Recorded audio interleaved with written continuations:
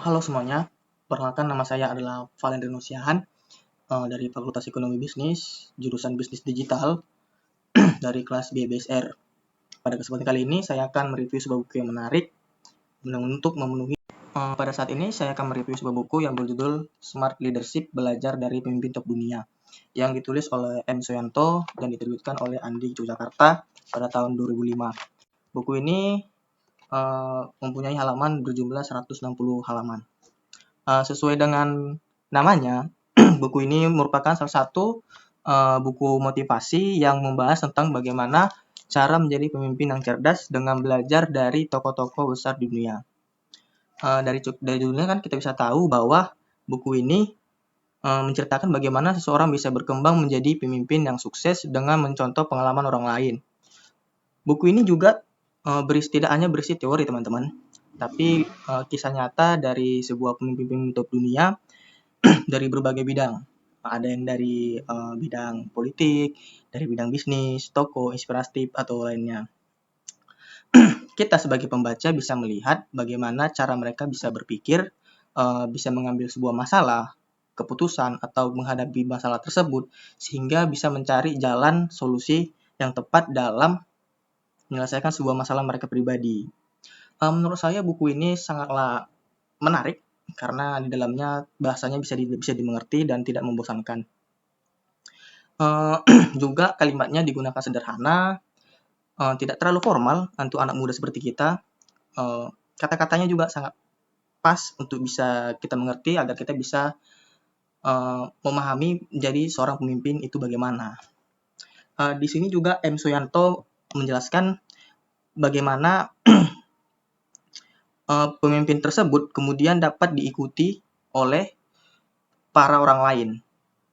Untuk dapat diikuti, penulis juga menceritakan kita harus menjadi orang yang bisa memimpin diri kita sendiri. Dengan kita bisa memimpin diri kita sendiri, barulah kita dapat memimpin orang lain juga. Salah satu hal yang menarik dari buku ini adalah pesan yang ingin disampaikan bahwa kepemimpinan bukan hanya soal jabatan atau kekuasaan. Menurut buku ini, teman-teman, setiap orang sebenarnya bisa menjadi pemimpin yang hebat, minimal dirinya sendiri.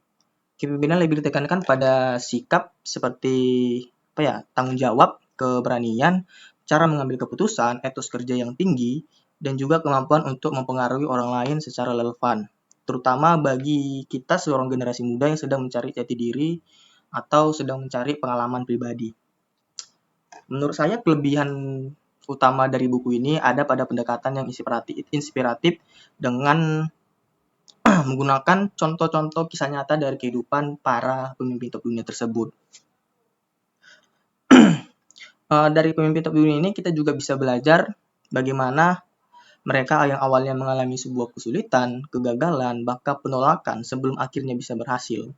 Hal ini membuat saya sebagai pembaca itu bisa merasa bersemangat bahwa sejujurnya kegagalan bukan hal sesuatu yang bisa membuat kita menyerah, tetapi kegagalan adalah motivasi kita agar bisa menjadi orang yang bisa menjadi terbaik di dalam hidup kita sendiri. Gitu. Kekurangan dari buku ini mungkin Kekurangan dari buku ini mungkin pada hal tidak menceritakan secara detail dengan pasti bagaimana tokoh-tokoh pemimpin dunia tersebut bisa terjadi seperti sekarang, sepertinya dari masa kecil mereka sampai bagaimana mereka bisa menjadi orang yang terkenal. Hanya mungkin misalkan motivasi atau pelajaran-pelajaran penting yang dapat diambil kita sebagai mahasiswa atau para pembaca bisa mengerti mereka seperti apa di kemudian harinya. Menurut pendapat pribadi saya juga ini cukup menarik, teman-teman ya. Buku ini the best lah pokoknya. Saya membacanya sudah hampir selesai ya.